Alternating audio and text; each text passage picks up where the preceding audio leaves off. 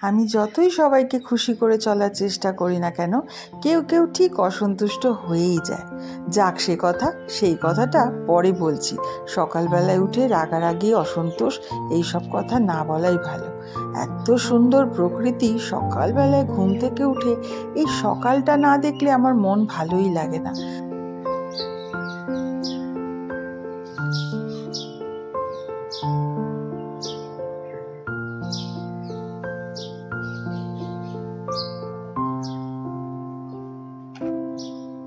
আর পড়াশোনার সুবাদে আমাদের খুব ভোরবেলা উঠতে হতো। সেই সাত সকালে উঠে সাইকেল নিয়ে আমরা অনেক দূর দূর পড়তে চলে যেতাম। সেই সময় থেকেই সকালে ওঠার আমাদের অভ্যাস। কিন্তু এখন যুগ পাল্টে গেছে, নিয়ম রীতি সব পাল্টে গেছে। এখন আমার ছেলেমেয়েরাই সব রাতে পড়তে ভালোবাসে। পারলে সারা রাত জেগে ওরা পড়াশোনা করে। কিন্তু দিনের শুরুটা যে এত সুন্দর, সেটা দেখার ওদের আর সৌভাগ্য হয় না, ওদের ইচ্ছাও করে না। কিন্তু আমার খুব মনে হয় যে সকালে শুরুটাই যদি না দেখতে পারি, আমার মন মেজাজ সব খারাপ হয়ে থাকে। জানো তো, আমি যখন কলেজ পাশ করি বা কলেজে পড়ি, সেই সময় সকালগুলো মায়ের সঙ্গে দারুণ উপভোগ করতাম। সকালবেলায় তাড়াতাড়ি করে উঠে যেতাম মায়ের এক ডাকেই, যে মায়ের সাথে চা খেতে বসবো।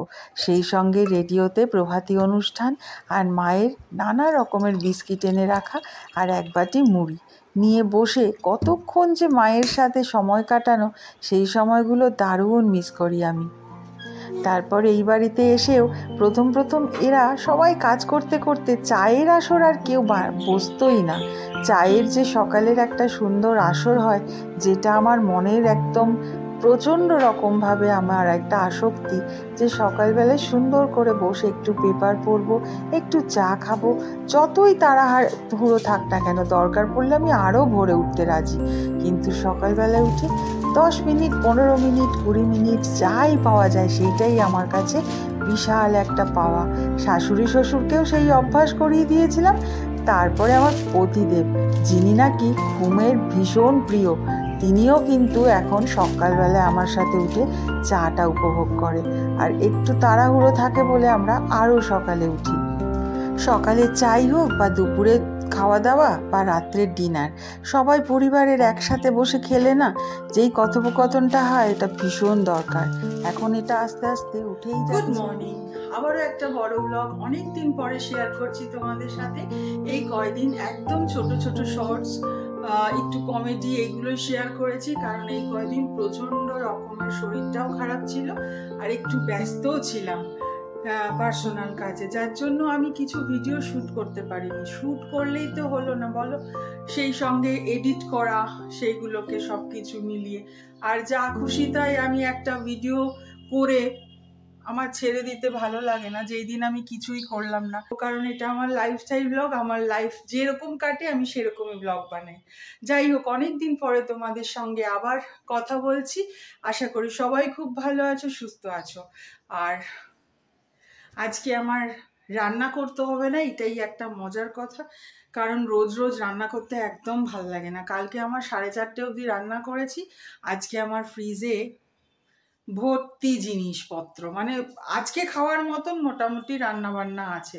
কালকেরগুলোই খেতে হবে, যা অবশিষ্ট আছে ওই কুড়িয়ে কাচিয়ে ওগুলোকেই আজকে সমস্ত সাবার করতে হবে। আজকে রান্না বান্না নো।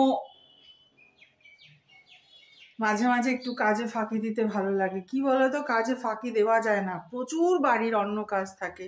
অনেক দিন ধরে ভাবছি একটু ছবি আঁকবো, একটু বসে, কিন্তু ছবি আঁকতে বসলে তো কি করব, ছবি আঁকাই বলো বা ধ্যানই বলো, করতে গেলে মাথার মধ্যে বনবন করে দুনিয়ার কাজ ঘোরে। ওইটা করতে হবে, এইটা করতে হবে, সেটা করতে হবে, যার জন্য ঠাকুরকে ধ্যান করব কি, ধ্যান করার আগে 10টা কাজ মাথায় ঢুকে যায়, যে এই ঋষি এখন বেরোবে, তিতুন এই করবে, ওদের খেতে দিতে হবে। এই এত বছর ধরে এইসব করতে করতে না, ঠাকুরকে বলি, ঠাকুর মাথার মধ্যে এগুলোই ঘুরতে থাকে। কি করবো বলো, এইগুলোই অভ্যাস। ঠাকুর নিশ্চয়ই বুঝবে, তাই না? যার জন্য ঠাকুর সবসময় বলে, পুজো আর্চার থেকেও বড় হচ্ছে মন পরিষ্কার রাখো। মনের ভেতরে জিলিপির প্যাচ, আর ঠাকুরের কাছে গিয়ে ঠাকুরকে হাত জোড় করে সেবা দিলেই তো আর হয় না। মন পরিষ্কার রাখো এবং সকলের জন্য কাজকর্ম করো। আমি তো আর সন্ন্যাস ধর্ম গ্রহণ করিনি বলো। আমি যেই কথাটা বলছিলাম, ছবি আঁকতে গেলেও মনে হয় নানা রকমের কাজ মাথায় ঘুরতে থাকে, শান্ত মনে আর বসা যায় না। তখন মনে এই কাজটা করতে হবে, ওই কাজটা করতে হবে, কাজ করাতেই এখন আনন্দ পাই। কি করব বলো, এত বছরের অভ্যাস। আর ফ্রিজটা দেখবে কি অবস্থা, ফ্রিজের মধ্যে সমস্ত ঢুকিয়ে রেখেছি, ওগুলোকে আজকে বার করে ওইগুলোই খাওয়া দাওয়া করব।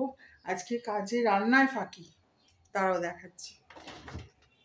এই ফ্রিজ খালি না করলে অবস্থা খারাপ, সমস্ত ঠেসে ঠেসে ঢুকিয়ে রেখেছি।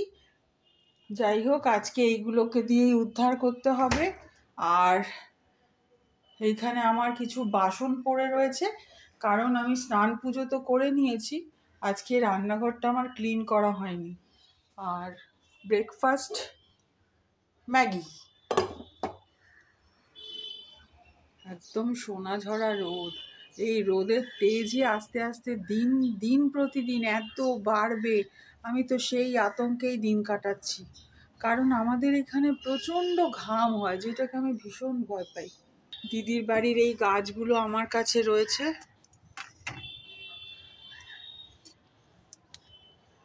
এই অপরাজিতা গাছটার মধ্যে একটা সাদা একটা নীল, আজকে একটা নীল অপরাজিতা ফুটেছিল, এইরকম উঠে গেছে। আমার বান্ধবী দোলা বললো এই গাছটাকে এখন ছেটে দিতে, আমি এখান থেকে ছেটে দেবো ভাবছি আজকে সন্ধেবেলায়।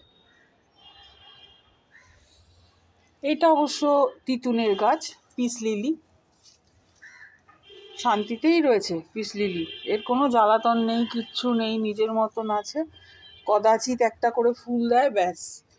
এটা হচ্ছে দিদির বাড়িতে ছিল, দিদির গাছটা, দিদি তো এখন এখানে নেই, মেয়ের কাছে রয়েছে, যার জন্য এই গাছ দুটো আমি নিয়ে এসেছি। এটার না পরে টবটাকে একটু ভালো টবের মধ্যে দিয়ে আমি এটাকে ইনডোরে রাখবো। ভিডিও যখন বানাই না, তখন এই পাতাগুলো, এই গাছগুলো খুব সুন্দর লাগে। এখন প্রায় সন্ধে 6:30 বাজতে চললো।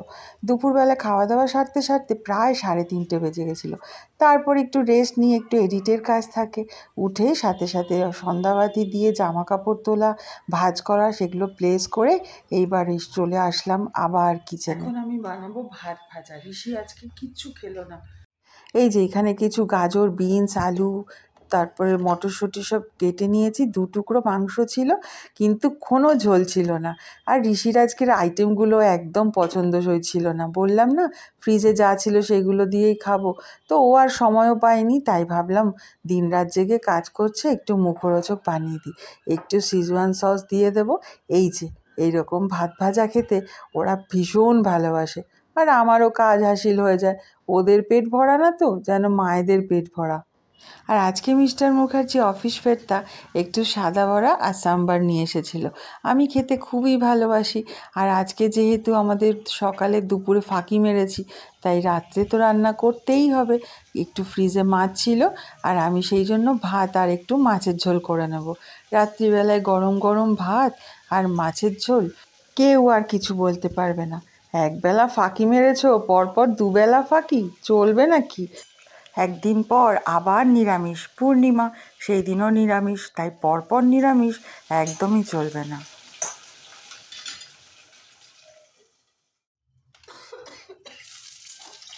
এবার মাছের ঝোলটা রান্না করতে করতে ওই মান অভিমানের কথাটা সেরে ফেলি।